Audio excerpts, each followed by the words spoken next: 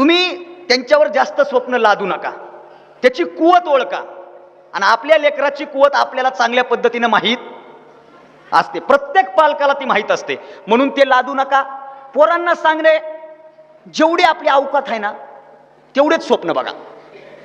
अवकात म्हणजे जे काय करते ते लय चांगलं करते.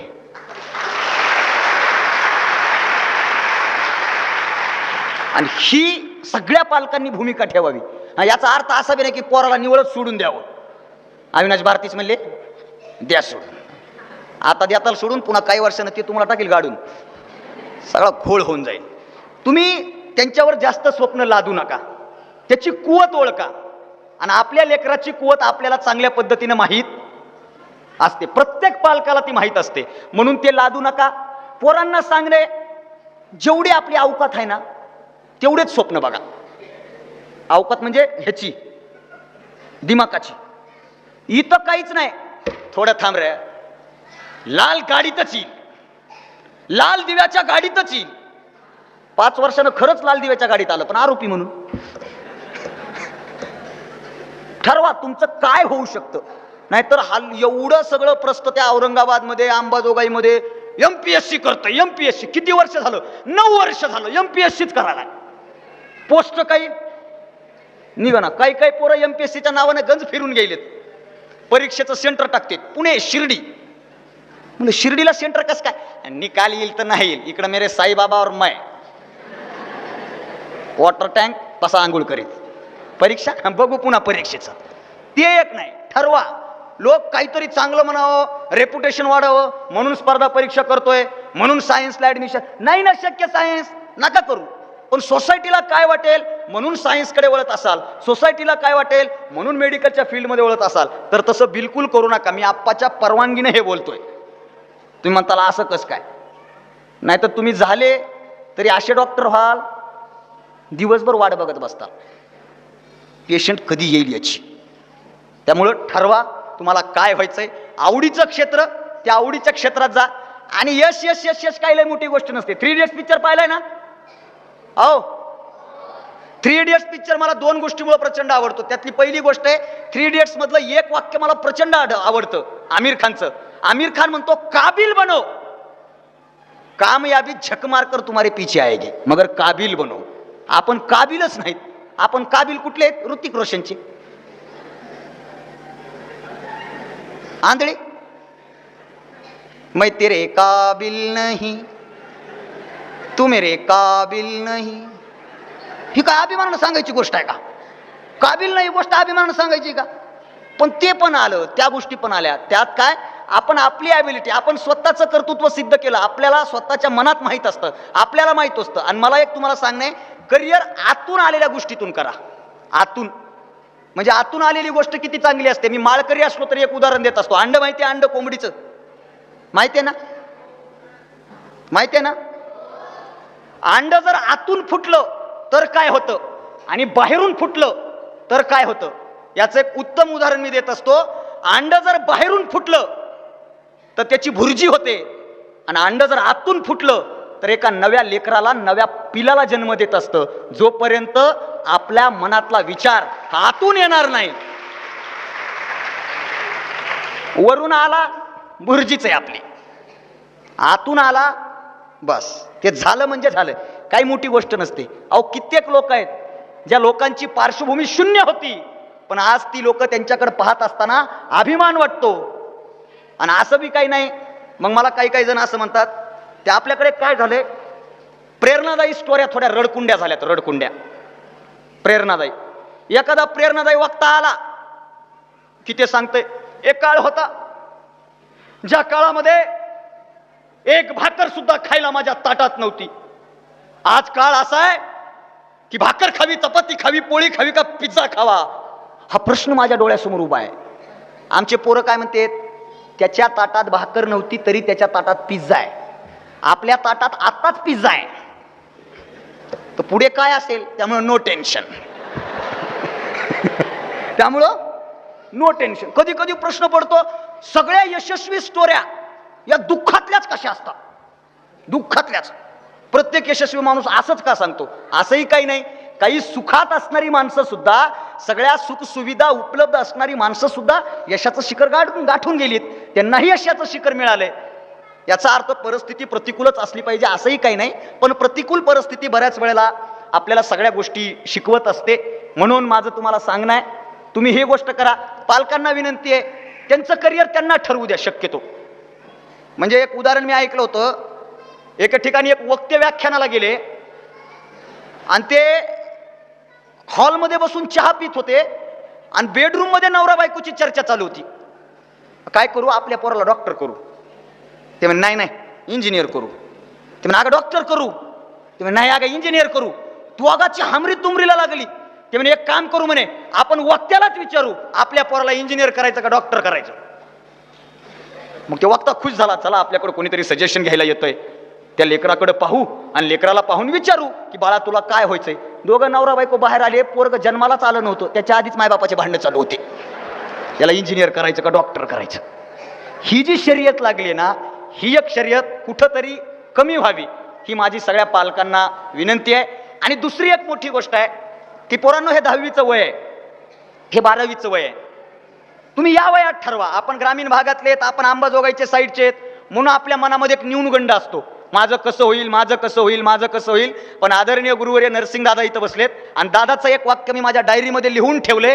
ते वाक्य असं आहे की फुपुर्ड्यामध्ये चालणारे बैल, काय म्हणतो मी, फुपुर्ड्यामध्ये चालणारे बैल हायवेला लागले की पाय घसटून पडतातच.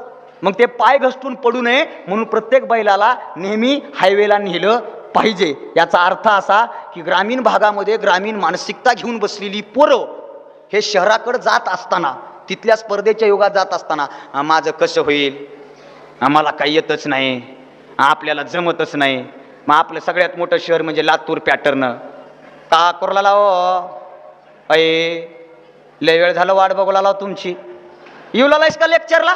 अय का आला जायचं लेक्चर गोलाईत. काय गोलाईत? गोलाईत आंबामाय आहे रा, आणि तुझी आंबामाई इकडं खुरपायला मिली, त्याचं काय. लातूरच ही ग्रामीण भागातली मानसिकता. माझं वक्तृत्व आज महाराष्ट्रभर गेलं. पाटील साहेब, मी एक गोष्ट नेहमी सांगतो, मी माझी भाषा सोडली नाही, प्रामाणिकपणे मी माझी भाषा सोडली नाही. मी कुठेही जाऊ द्या, 2 मिनिटात लोक म्हणतात बीड जिल्ह्यातले हो का, त्यात अंबाजोगाई टच आहे का. मी म्हणतोय हो, कारण आपली भाषा अशी आहे, एका मिनिटात वगळून पडते अशी. म्हणजे मी औरंगाबादला सुरुवातीला गेलो, माझ्यासोबत स्टँडर्ड पद्धतीने राहणारे पोरं म्हणायचे, अरे काय राहतो तू, काय बोलतो, तुझं हे गावठी बोलणं, जरा चेंज कर, जरा बदल कर, जरा स्टँडर्ड राहा. तेव्हा माझं त्या मित्रांना एक वाक्य होतं की एक दिवस माझी ही स्वतःची भाषाच मला मोठं करेल.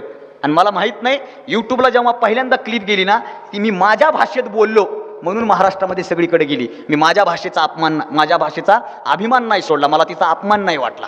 आपल्याकडे कसं आहे, काही काही पुरं बोलता येतंय, कशाला बोलायचं बाबा, नको बसावं का शांत, बिनधास्त बोला.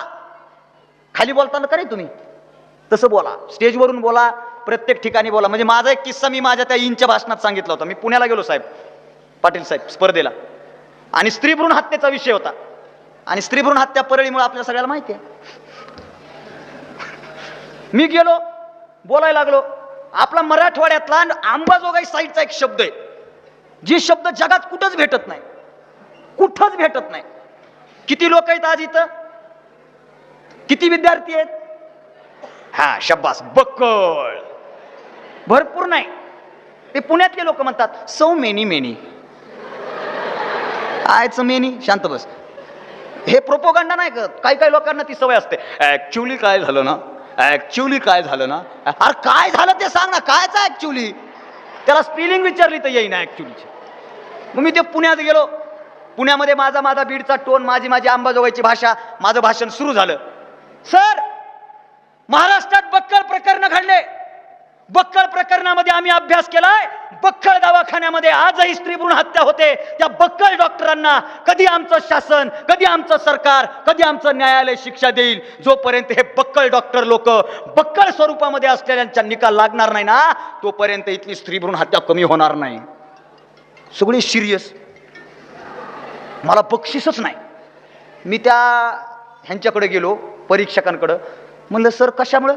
अबे म्हणे बक्कळ नावाचं प्रकरणच घडलं नाही महाराष्ट्रात, आणि तू काय सांगतो बक्कळ. हात जोडले, म्हणलं आता बोला काय तुमच्यासमोर. आपण आपली भाषा नाही सोडायची. नाही तर मी काही काही पोरं पाहिलेत, मुंबईला पुण्याला जातात, 4-5 महिने राहतात, 4-5 वर्ष राहतात, आणि गावाकडे आले, हाय गाईज.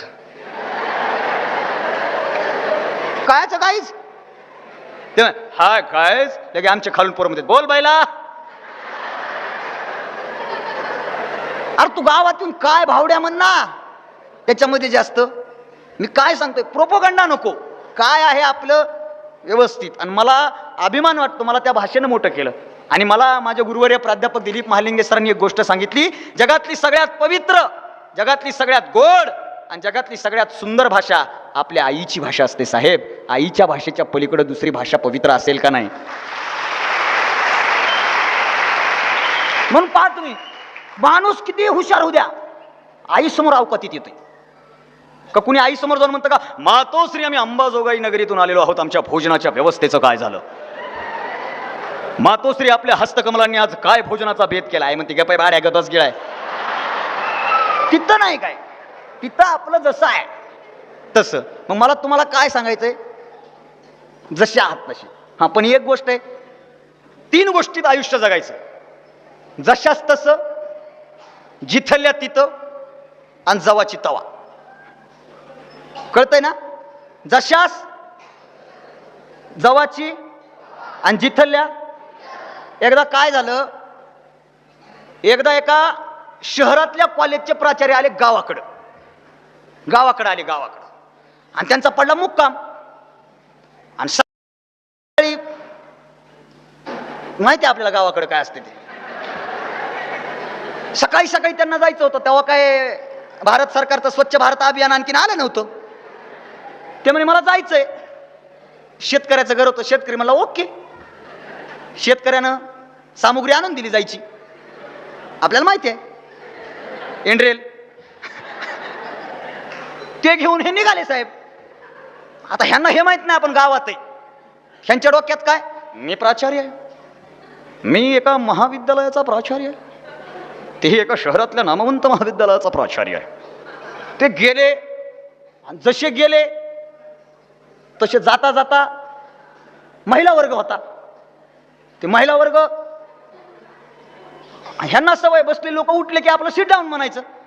ते वर्गात गेले की सगळे उठून स्टँडअप व्हायचे, सिट डाऊन.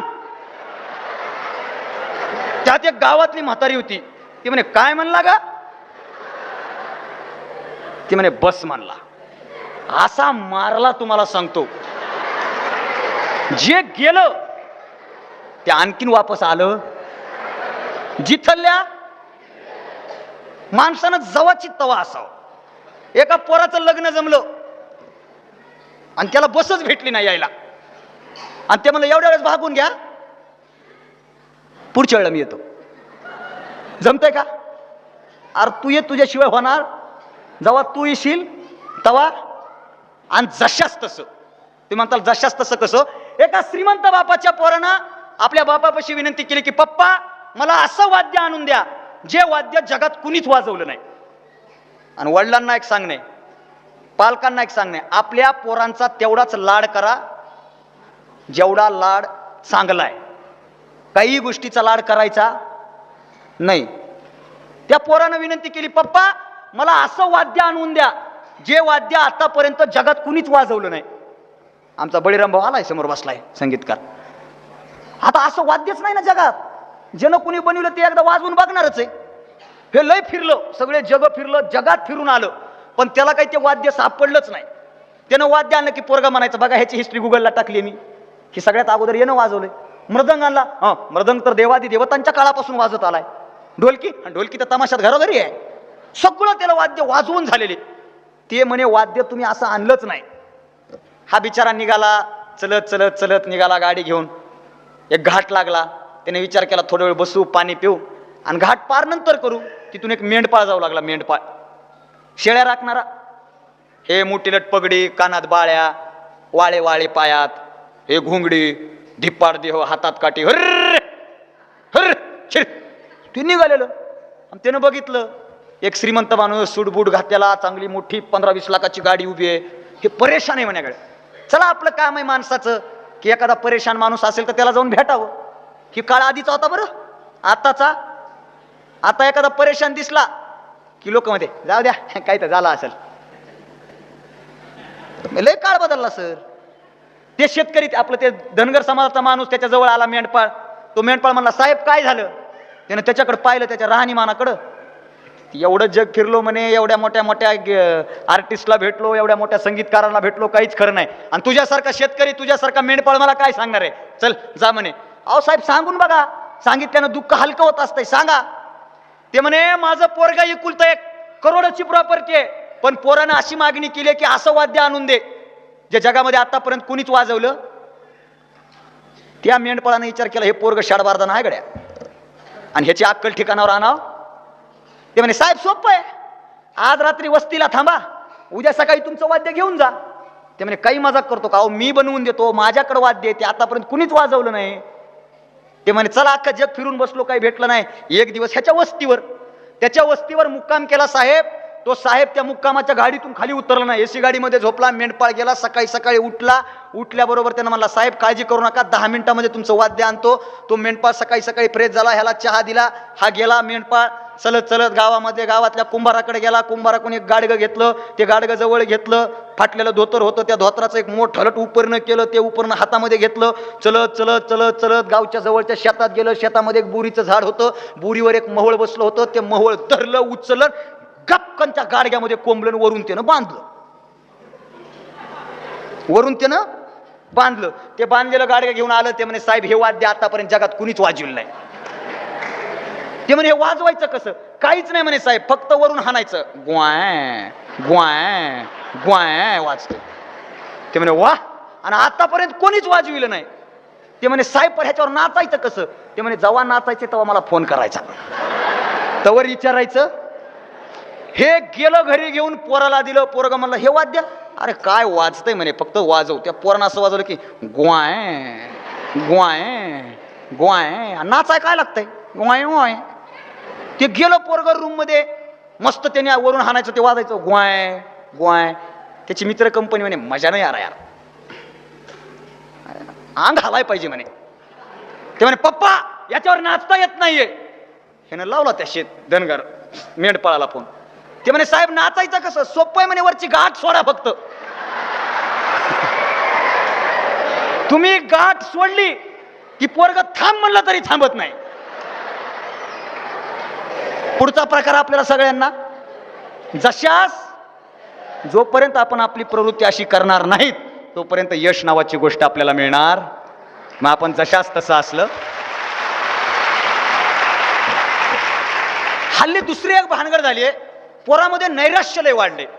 नैराश्य मी पाहतो, काही काही पोरं बघितल्या बघितल्या कळतात, अरे हे MPSCचं आहे गड्या, हे UPSCचं आहे, हे 10वीचं आहे, हे 12वीचं आहे. का. आमच्या आई वडिलांचं एक चूक आहे. 9वी पर्यंत आमची येताना गाडीत चर्चा झाली, 9वी पर्यंत आपण पोराकडे लक्षच देत नाही. पोरग 10वीला आलं, लय महत्वाचं वर्ष आहे, लय महत्वाचं वर्ष आहे, लय महत्वाचं वर्ष आहे, उठावं लागतंय, अभ्यास करावं लागतंय, उठावं लागतंय, अभ्यास करावं. ते म्हणते हेच कसं महत्वाचं आहे बाबा, मागचे गेले का, मागचा अभ्यास केला नाही. 10वीचं वर्ष लय महत्वाचं, त्या एकाच वर्षाला महत्व. 12वीचं वर्ष लय महत्वाचं नाही. आयुष्यातला प्रत्येक वर्ष आणि प्रत्येक दिवस विद्यार्थी म्हणून आपल्या आयुष्यातला महत्वाचा असतो, ही गोष्ट लक्षात असो. हल्ली असं झालंय पोरायचे, म्हणजे पोरच नाही, सगळ्या समाजाची अशी अवस्था झाली, लोक हसायलाच तयार नाहीत. काही काही लोक हसले तरी एवढंच हसतात. आणि दुःख जरी झालं तरी आमचं दुःख एवढंच आहे. नाही भाऊ, अरे असं मोकळं हसता आलं पाहिजे.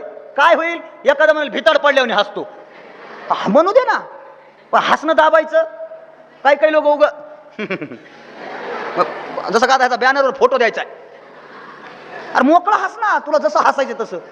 मी एक वाक्य सांगत असतो, ज्या माणसाला मन मोकळं हसता आलं आणि ज्या माणसाला धाय मोकळून रडता आलं त्या माणसाला जीवन जगता आलं, नाहीतर बाकीच्या लोकांना जगता येत नाही येत. आपल्याला आपण हसतो ना दुसऱ्यावर लय हसतो, पण त्याला लागून एक दुसरं वाक्य सांगत असतो, जगामध्ये दुसऱ्यावर हसण्या इतकं सोपं जगात, दुसऱ्यावर हसण्या इतकं सोपं आणि दुसऱ्यासाठी रडण्या इतकं अवघड काम दुसरं कुठलंच नाही भाऊ. दुसऱ्यासाठी ही दोन माणसं इथं बसलीत ना, आप्पा आणि संतोष पवार सर, ही दुसऱ्यांसाठी रडणारी माणसं आहेत.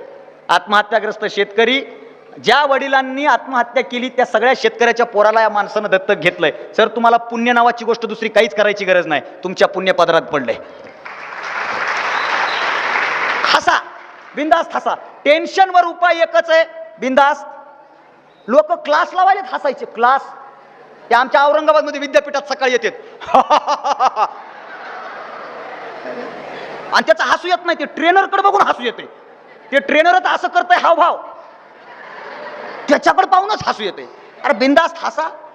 म्हणजे एक कविता होती मला 5वीला, पूर्वी कसा पाऊस काळ 4 महिने हसायचा, हिरवगार रान पाहून माणूस खुशीत हसायचा, प्रत्येकाची कणगी भरून धान्य मोप असायचं, दही दुपतं तूप लोणी याला माप नसायचं. आता मात्र एवढ्या तेवढ्या पावसा वाचून सारं चित्र पालटलंय आणि गाव पण हरवल्यानं माणूस पण गारटलंय, गाव पण हरवल्यानं माणूस पण गारटलंय. म्हणजे पूर्वी 4 ढग काळे पडले की पाऊस किती पडेल याची मिजाज नसायची आणि एखाद्या माणसाला पडलं तरी माणसं घळाघळा रडायची. आता ढगांना धरून बद बद बद बद असं हलवलं तरी टिपूसभर पाणी गळत नाही आणि माणसासमोर माणसाला जिवंत जाळलं तरी आमचा आसू ढळत नाही. एवढी दुर्दैवी अवस्था माणसामध्ये कुठून आली या अनुषंगाने विचार करा. माझ्या मित्रांना 10वी 12वीच्या मित्रांना सांगणं, तुम्ही डिग्र्या मिळवा नाही मिळवा म्हणजे शिक्षण नाही. डॉक्टर बाबासाहेब आंबेडकरांनी शिक्षणाची व्याख्या करत असताना असं सांगितलं होतं, शिका, सगळ्यात जास्त शिका. पण त्याच बाबासाहेबांचं वाक्य असं होतं की मला शिकलेल्या लोकांनी सगळ्यात जास्त धोका दिला. प्रश्न पडतो, शिकलेल्या माणसांनी सगळ्यात जास्त धोका. आपल्या ग्रामीण भागात एक म्हण आहे, जेवढे शिकले तेवढे हुकले. मला ह्या म्हणीची कधी कधी लाज वाटते की शिक्षणाबद्दल अशी दृष्टी भूमिका का आली. माझ्या मित्रांना सांगणे, भरपूर शिका, इतकं शिका की तुमच्याकडे पाहत असताना तुमच्या बापाची टोपी ही डोक्यावरून खाली पडली पाहिजे, एवढी तुमची कर्तृत्वाची मान उंच गेली पाहिजे. पण असंच शिकू नका. वाजवा वाजवा पटकन. हा ओके. पण त्या शिक्षणामुळे तुमची प्रतिभा अशी बनवून घेऊ नका की एक दिवस तुमच्याच बापाला तीच टोपी शर्मेनं खाली घालावी लागेल. का? कारण शिक्षण हे माणसाला समृद्ध बनवतं. शील, क्षमा, नम्रता या 3 गोष्टी तुमच्याकडे येणं म्हणजे शिकणं. बाबासाहेबांनी सांगितलं, फक्त डिग्र्या मिळवणं एवढा शिक्षणाचा हेतू नाही भाऊ. म्हणून त्या शिक्षण घेत असताना सामाजिक, आपला घरगुती, गावचा माहोल सुद्धा चांगला असावा, गावाबद्दल प्रेम असावं, गावाबद्दल आसक्ती असावी. घाटनांदूर माझं मूळ गाव नाही, माझं मूळ गाव लातूर जिल्ह्यातलं औसा तालुक्यातलं. तुम्ही मागा म्हणले ना लातूर आणि आपल्या बीडचं एक व्यक्तिमत्व, मला लय चांगलं वाटलं. कारण लातूर जिल्ह्यातून पोटावरचं हातावरचं पोट घेऊन माझा बाप इथं कमवायला आला, माझ्या घाटनांदूरनं मला स्वीकारलं आणि घाटनांदूरच्या मातीनं मला मोठं केलं. आज घाटनांदूरच्याच जाधव कोचिंग क्लासेसचा 20वा वर्ष आहे आणि आप्पासारखा आदर्श माझ्या डोळ्यासमोर आहे. ही माती मोठी करणारी आहे. पण मी जर घाटनांदूरच्या मातीला विसरलं, नाही तर काय करतात, शिकतात, कडक कपडे घालतात, गावाकडे येतात. हल्ली ना मला गावची धुळच सहन होत नाहीये. कसं की हल्ली गावचं वातावरण जे आहे ना ते मला मानवतच नाहीये. अरे त्याच धुळीमधून तुला लोंबळू नेलं, तू घरी जाताना पुन्हा खिशात भरून माती न्यायचा आणि तुला त्याच गावाबद्दल नाही. आपला गाव हा आपल्या जगातलं सगळ्यात मोठं स्थान असतं. म्हणून आपल्या गावाबद्दल, आपल्या समाजाबद्दल, आपल्या मातीबद्दल आणि आपल्या माणसांबद्दल आदर ठेवायला शिका. एक झालं, समारोपाकडे वळणार आहे. मी काय प्रेरणा देणार तुम्हाला? म्हणजे मला बऱ्याचदा प्रश्न पडतो, प्रेरणादायी व्याख्यात आहे ज्यांच्या व्याख्यानानं माणसं पेटून उठतात. अरे म्हणलं तिने आग लावीत फिरू नये म्हणजे झालं? हे असलं काही नसतं. मी तुम्हाला आता 10 मिनिट बोललो, तुम्ही बाहेर जाईपर्यंत म्हणता कसं बोलताय पोरग, एक नंबर बोलताय, नंबर 1 बोलताय. चौकात गेले, तुमची बस लागली, कंडक्टर सोबत भांडणं झाले, काय बोललं पोरग, कोणाला माहिती काय बोललं ते. इथं कंडक्टर मला तिकीट लवकर देणार. मी काय तुम्हाला प्रेरणा देणार? मित्रांनो, आयुष्यामध्ये यश मिळवण्यासाठीची प्रेरणा तुमच्या घरात आहे. ज्या प्रेरणेला तुमची माय म्हणता येतं आणि ज्या प्रेरणेला तुमचा बाप म्हणता येतं, तुम्ही त्यांच्याकडे पहा. माझ्यासारख्याची प्रेरणा मी तुम्हाला प्रोत्साहित करावं. राबणारा बाप. एखादा म्हणायचा आमचे पप्पा राबतच नाहीत, आमच्या पप्पांचं एसीचं ऑफिस आहे. माझं एक वाक्य असतं, पाटील साहेब, माझं एक वाक्य असतं, बाप बांधावर काम करणार असू द्या, वाक्य सगळ्यांनी नीट ऐकायचा, बाप बांधावर काम करणार असू द्या, बाप एखाद्या सरकारी ऑफिसमध्ये काम करणार असू द्या, नाहीतर बाप हा एसी रूम मध्ये बसून काम करणारा असू द्या, जिथं बाप आणि कष्ट या दोघांचं उत्तर मिळायला लागतं ना, त्याची बरोबरी ही सेम असते. मग बांधावरचा बाप असू द्या, नाही तर एसीतला बाप असू द्या, बापाच्या घामाची किंमत ही सारखीच आहे, कारण तो बाप आहे आपला. त्याच्यामुळं आमच्या बापाने काही कष्ट केले नाहीत. अरे त्या एसीत जाण्याच्या अगोदर बापानं काय केलंय? म्हणून तुमची प्रेरणा सगळ्यात मोठी तुमच्या घरात आहे, तुमचा बाप, तुमची माय. त्याच्या पलीकडे मोठी प्रेरणा नाही. तुम्ही रोज देवा, म्हणजे मी टिकटॉकला नाही, आपण टिकटॉकला नाही, पण आपले डायलॉगले टिकटॉकला आहेत, दणक्यात टिकटॉकला आहेत. मला पोरं म्हणले, सर तुम्ही ते टिकटॉक उघडा. म्हणलं एवढा वेळ आहे कोणाकडं? इथं किती जण आहेत टिकटॉकला? आता हात वरी करावं तरी पंचायत, नाही करावं तरी पंचायत, सगळेच आहे मला माहिती. जवळजवळ टिकटॉकचं येडच आलं, येडच. पण त्याच्यावर माझं एक वाक्य गेलं. ते माझं वाक्य असं होतं की ज्या पोराला बापाच्या डोळ्यातला आनंद आणि माईच्या डोळ्यातलं समाधान शोधता आलं, त्या पोराला यश मिळालं आणि त्याच्या पदरात येऊन पडलं. यश दुसरी गोष्ट नाही. सक्सेस सक्सेस, करिअर करिअर, नाही तर करिअरचे स्वप्न ते पूर्ण नाही झाले की नैराश्य, नैराश्य आले की कबीर सिंग. कबीर सिंग, मैं जिंदगी का साथ निभाता चला गया, हर फिक्र को धुएं में उड़ाता चला गया. हा, बुटाना हाणला पाहिजे. मग त्याच टिकटॉकला डायलॉग गेला माझा. अमिताभ बच्चनचा पिक्चर आला, मैं मर्द टांगे वाला, मैं मर्द टांगे वाला, दुश्मन क्या मारेगा मुझे, मेरा दोस्त ऊपर वाला, मेरा दोस्त ऊपर वाला. आता जर अमिताभ बच्चनला सेकंड पार्ट काढ म्हणलं ना, ते म्हणेल मैं सिगरेट पीने वाला, मैं दारू पीने वाला, दुश्मन क्या मारेगा मुझे, 7-8 सालों में मैं खुद ही मरने वाला. आणि कॉलेज रूपी जीवन जगणाऱ्या पोरांमध्ये हे प्रस्त वाढलं. टेन्शन आहे, प्रॅक्टिकल आहे, तार लागते. एका सेमिनार मध्ये मी बोललो, व्यसनापासून दूर राहते. पोरगा म्हणलं, सर तुम्हाला काय लागलंय? रात्रभर अभ्यास करावा लागतंय. मग उगा आपलं एक चुटकी टाकली की झोप उडती. अरे बाप, म्हणलं झोप उडती. एक जण तर म्हणला, सर माझ्या मनात आहे पण सकाळी माझा कार्यक्रमच होत नाही खाल्ल्याशिवाय.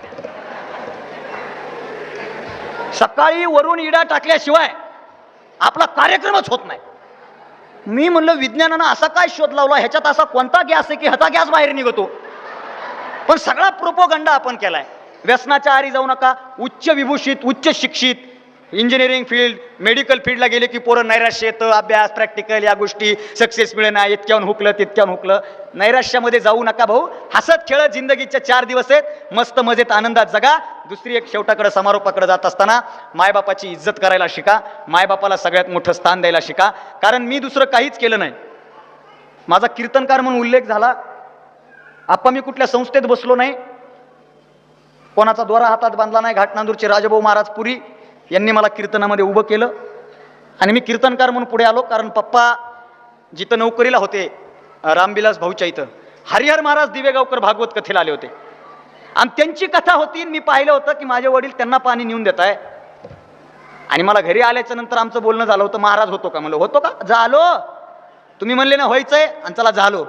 काहीच नाही. उन्हाळ्याच्या सुट्ट्यामध्ये गावाच्या तपेश्वर मठामध्ये जाऊन अभ्यास केला, संत साहित्य पाठ केलं आणि महाराष्ट्रात आतापर्यंत नाही म्हणलं तरी 1200 ते 1300 कीर्तनकार केलेला हा पोरगा आहे. केलेत, बिंदास्त केलेत.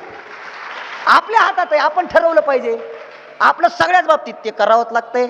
आपल्यात नसतंय, रक्तातच असावं लागतंय, असं काही नाही. म्हणून तुम्ही तुमचं करिअर आई वडिलांना डोळ्यासमोर ठेवून करा. मी आई वडिलांवर महाराष्ट्रभर बोलतोय. आपा यश यश यश यश काय असतं माहित नाही. माझ्याकडे काही व्हॉट्सअपचे मेसेज आहेत, माझ्याकडे काही फेसबुकचे मेसेज आहेत, माझ्याकडे काही रेकॉर्डिंग्स आहेत, ज्या ऐकल्याच्या नंतर माझ्या डोळ्यात पाणी येतं. मी कधी कधी विचार करतो, अविनाश तू काय कमवलं आयुष्यामध्ये? माहित नाही आपल्याकडे प्रॉपर्टी किती येईल, पैसा काय येईल, काय काय काय बळे भाऊ आपल्याला माहित नाही. पण एका गोष्टीचं समाधान आहे, आतापर्यंत महाराष्ट्रातल्या 36 ते 37 पोरांनी मायबापाला घरात घेतलंय या अविनाश भारतीचं भाषण ऐकून. बस संपला विषय, संपला विषय. मोठी गोष्ट नसते काही. मला एक फोन आला होता माझा व्हिडिओ व्हायरल झाल्याच्या नंतर. तो पोरगा मला म्हणला, सर 3 वर्षापूर्वी बापासोबत भांडण करून पुण्याला आलोय, एका कंपनीमध्ये जॉब करतोय, पण आज डोक्यामध्ये प्रकाश पडला की वडिलांसोबत भांडण करून आलोय, आपलं चुकलंय, आज 3 वर्षानंतर गावाकडे आलोय. या माझ्या फोनवरून मी आणि माझे वडील दोघं जण तुम्हाला एकाच फोनवरून बोलणार आहेत. तुमच्यामुळे आज बापाकडे परत आलोय 3 वर्षानंतर. माझ्यासाठी सगळ्यात मोठा पुरस्कार होता, सगळ्यात मोठी गोष्ट होती. माहित नाही काय लय मोठा तीर लागणार आहे आणि काय होईल माहित नाही. म्हणजे इथं कवी म्हणून उल्लेख झालाय. आपण कविता बी आपल्या शब्दात लिहितो. माझ्या शब्दामध्ये आपले जसे शब्द आहेत. नाही तर काही ते कवी असतात. कवी म्हणल्यास एवढे पोरं बसतील मोठा प्रश्न होता. कारण कवी म्हणजे डोक्यावर पडलेले असतात, आत्म्याचा परमात्म्याशी संवाद साधतात. काही लोक कवी दिसले तर रस्ता बदलतात. म्हणजे एक कवी होता इष्टीमध्ये, त्याच्या बाजूला एक माणूस होता. दोघांनी एकमेकाला राम राम घातला. तो माणूस म्हणे राम राम, ते म्हणे राम राम. तुम्ही काय करता साहेब? ते म्हणे मी कवी आहे. कवी म्हणे तुम्ही? मी बाहेर आहे. कळलं? आज हसा, उद्या हसा, एका महिन्यानं हसा, पण हसा. ते काय म्हणे? मी बाहेर आहे. कवीला ऐकून घेत. एक जण पुढे पळत होतो आणि एक जण मागं पळत होतो.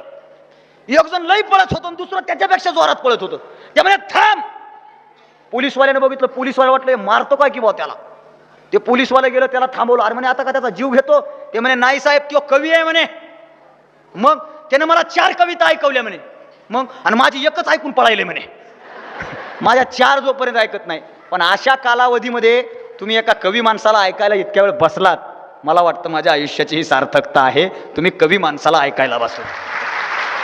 काय कवी काय लिहितात कवी? अशा सांजवेळी तुझी याद येते, तुझी याद येता मनी जाग होते. असं होतं तसं होतं. या समुद्र किनारावर आयुष्याच्या लहर तरी उडत असताना तरळ तरळ तरळ. लोक म्हणले समुद्र ना आयुष्य.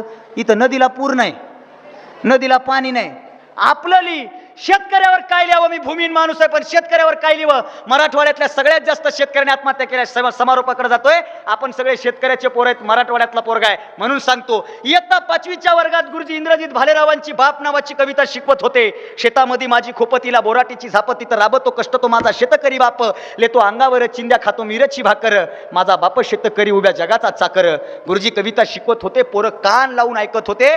कविता शिकून झाली, गुरुजी निघून गेले. वर्गामध्ये कोपऱ्यामध्ये बंडू नावाचा एक शेतकऱ्याचा पोरगा हताश अवस्थेत बसला होता. खिडकीमधून गुरुजीनं पाहिलं, बंडू चिंताक्रांत आहे. गुरुजीनं बंडूला जवळ बोलवलं, विचारलं बंडू का चिंताक्रांत आहे? बंडूनं गुरुजीला विचारलं, गुरुजी तुमच्या कवितेतला बाप आणि माझ्या कवितेतला बाप दोन्ही मला एकच वाटतात. तुमच्या कवितेतला बाप मिरची भाकर खातो, माझ्या कवितेतला माझ्या आयुष्यातला बाप मिरची भाकर खातो. तुमच्या कवितेतला बाप अंगावर चिंध्या लेतो, माझ्या घरातला माझा शेतकरी बाप अंगावर चिंध्या लेतो. गुरुजी गुरुजी मला सांगा, तुमच्या कवितेतल्या बापाची आणि माझ्या वास्तवातल्या बाबाची अवस्था बदलणार कधी? गुरुजी गुरुजी निरुत्तरित झाले. प्रश्न अनुत्तरित राहिला. गुरुजीला काय बोलावं कळालं नाही. आणि मध्यंतरी मराठवाडा सगळ्यात जास्त शेतकऱ्यांनी आत्महत्या केल्या. आणि महाराष्ट्राचे महामहिम कृषी मंत्री असं म्हणाले. काय म्हणाले? की मराठवाड्यातला शेतकरी आत्महत्या करतो, तो कर्जाला कंटाळून करत नाही, तर त्याच्या प्रेम प्रकरणामुळे करतो. आणि हाच प्रश्न घेऊन एक पत्रकार मराठवाड्यात आला आणि आत्महत्याग्रस्त शेतकऱ्याच्या पोराला विचारलं की तुझ्या बापानं आत्महत्या केली प्रेम प्रकरणामुळं, असं महामहिम कृषी मंत्र्याचं म्हणणं आहे. याच्यावर तुला काय म्हणायचंय? महामहिम कृषी मंत्र्याला उत्तर देत असताना तो शेतकऱ्याचं पोरगं म्हणलं, बरोबर आहे पत्रकार साहेब, माझ्या बापानं आत्महत्या केली प्रेम प्रकरणामुळं, पण महामहिम कृषी मंत्र्यांना कळालं प्रेम प्रकरण ते बाया बापड्यांचं होतं. माझ्या बापानं या काळ्या माईवर हजारो वर्षापासून प्रेम केलं आणि पाऊस रूपी प्रियकराची वाट बघितली. पाऊस रूपी प्रियकराची वाट बघितली. आकाशातून पाऊस आला नाही, मातीतून हिरवं सोनं उगवलं नाही. माझ्या बापाची प्रेम कहाणी अधुरी राहिली. याच्यावर मी काय बोलणार? मी आवाज उचलू शकत नाही. माझी अवस्था काय? मी विद्यार्थी आहे. मी सरकारला जाब विचारू शकत नाही. पण मी कवी आहे, मी लिहिलं पाहिजे म्हणून 2च ओळी लिहिल्या. त्या 2 ओळी तुमच्या समोर ठेवतो. त्या 2 ओळी अशा होत्या की प्यावा वाटत नाही विषाचा घोट, प्यावा वाटत नाही विषाचा घोट, पण काय करणार मायबाप सरकार? मातीच्या वासानं भरत नसतं पोट, मातीच्या वासानं भरत नसतं पोट. मला सांगायचंय काय? तुम्ही न्यूनगंड सोडून मोकळे व्हा. आई बापाला आदर्श ठेवा. आई बापा समोर नाही तर तुमचं काय सगळ्यासाठी काही बी. आणि 10वी-12वीच्या पोराला दुसरं एक सांगणे, युवा नेता होऊ नका. आपल्या अंबाजोगाई तालुक्यात एवढे युवा नेते झालेत, आगा दगड उचलला की युवा नेता, दगड उचलला की युवा नेता. आणि ते असे फिरायलेत.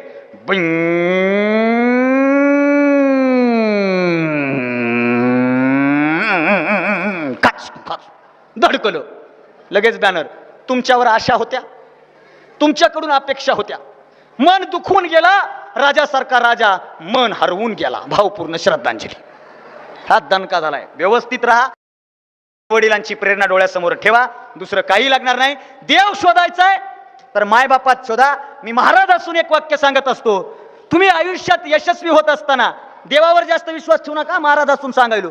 नाही तर आता 10वी 12वीचे पेपर सुरू झाले की आमचे पोरं सोमेश्वर मंदिरात, हे जोगाईला गुडघ्यावर जाते, जोगाईला गोडघ्यावर. मंगळवार आला गुडघ्यावर, सत्वर पाव ग मला भवानी आई रोड गाव आहे तुला.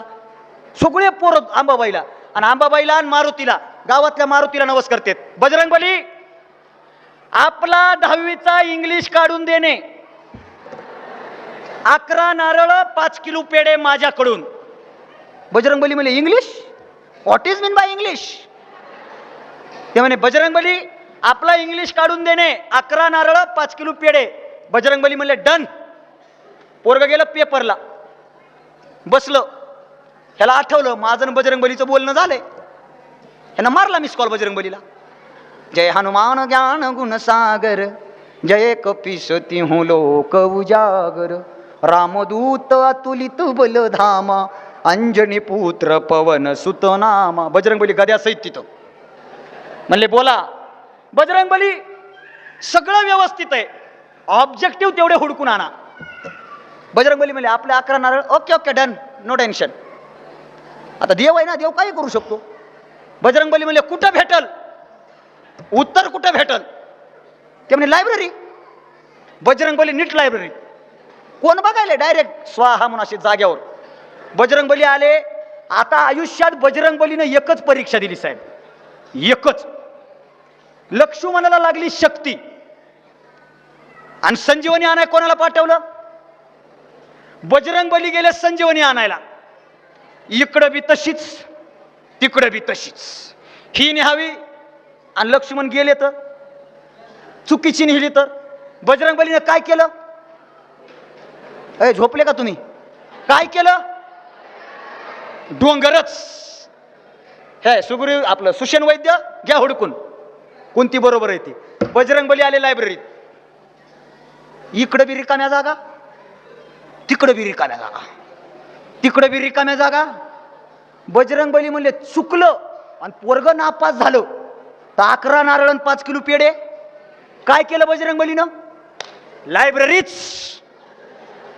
नीट परीक्षा सेंटरवर घ्या, 11 नारळ 5 किलो पेढे डन.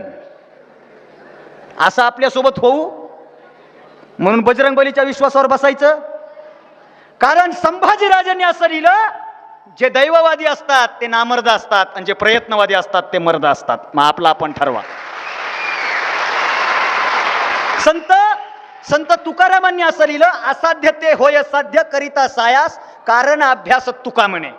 म्हणून अभ्यास करा, प्रचंड अभ्यास करा. त्या अभ्यासाच्या बळावर जग तुमच्या पायथ्याशी आहे, जग तुमच्या कवेत आहे, ते तुम्ही मिळवाल, यामध्ये तिळमात्र शंका नाही. देव मानायचे तर आई वडिलांना देव माना. आई वडिलांसारखं मोठं दैवत नाही. बजरंगबलीला रोज पाणी घालायला आणि घरी आल्याच्या नंतर आई वडिलांना नीट बोलत नाहीत, तुमचा उपयोग नाही. आई वडिलांची प्रेरणा घ्या.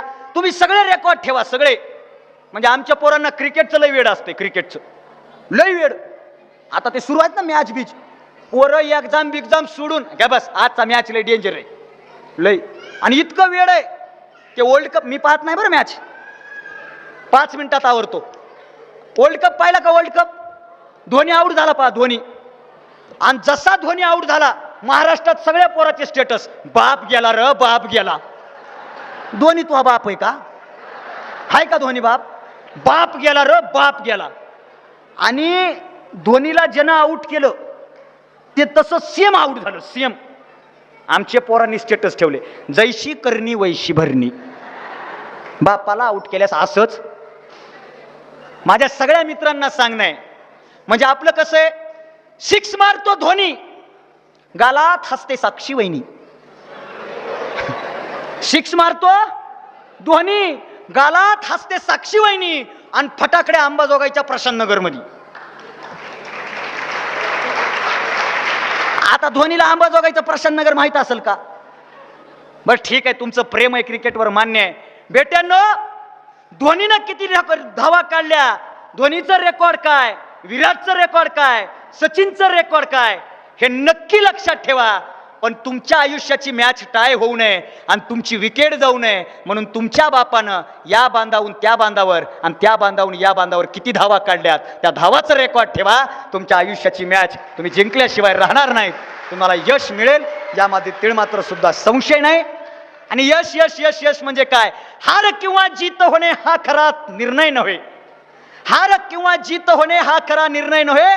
जो दगा देईल त्याचा कट उधळला पाहिजे. आणि एक मुंगी साकडे घाली तिच्या देवाकडे, एक माझ्या हातून पर्वत सरकला पाहिजे, पर्वत सरकला पाहिजे. होत गेली निर्मिती तो तसतसा झाला निळा, होत गेली निर्मिती तो तसतसा झाला निळा. या नभाचा रंग आधी शुभ्र असला पाहिजे. आणि हेच भरकटणे उद्या होईल मग माझी दिशा. 7 वर्ष फिरलोय साहेब, 7 वर्ष महाराष्ट्रातले सगळे जिल्हे फिरून झालेत, सगळे एसटीनं लाल परीनं फिरलोय, सगळे जिल्हे. काही टेन्शन. हेच भरकटणे उद्या होईल मग माझी दिशा. फक्त एकदा माझा तारा चमकला पाहिजे, फक्त एकदा माझा तारा चमकला पाहिजे. तो तारा प्रयत्नांनी, तो तारा हार्डवर्किंगनी, तो तारा सातत्याने तुम्ही चमकवा हीच आशा व्यक्त करतो. आणि समारोपाचा एक शेर 10वी 12वीच्या विद्यार्थ्यासाठी, आपणच्या या 20 वर्षाच्या प्रवासासाठी, उरलेल्या येणाऱ्या 120 वर्षाच्या प्रवासासाठी. किती किती? आणि मी आणखीन 50 वर्ष व्याख्यानं करत फिरणार आहे. किती फिरल ना? मग तुम्हाला एवढं टेन्शन घ्यायला काय झालं? 50 तू येशील पण आम्ही असताल का नसताल? काय होत? हम साथ है, हम लढते रहेंगे. आप्पाच्या या जाधव कोचिंग क्लासेससाठी, मॅडमसाठी, म्हणजे असं म्हणतात की एका यशस्वी पुरुषाच्या माग एका महिलेचा हात असतो. मी असं नाही म्हणत, एका यशस्वी पुरुषाच्या हातात त्याच्या सोबतीनं एका महिलेचा हात असतो. आणि तो हात आमच्या वहिनी आदरणीय देत आहेत. या आशावादाचा शेवटचा शेर, आपला आवडतीचा शेर आहे हा, की काही जीत बाकी है, काही हार बाकी आहे. आप्पा 20 वर्ष झालेत, माझे व्याख्यान आत्ता सुरू झालेत, तुमचं ऐकायला आत्ता सुरू झाले, 10वीचे पोरं आत्ता मार्गाला लागलेत. हे आपली आता सुरुवात आहे, लय यश नाही. आपण प्रत्येक वेळी सुरुवातच मानली पाहिजे. कहीं जीत बाकी है, कहीं हार बाकी है, अभी तो मेरी जिंदगी का सार बाकी है.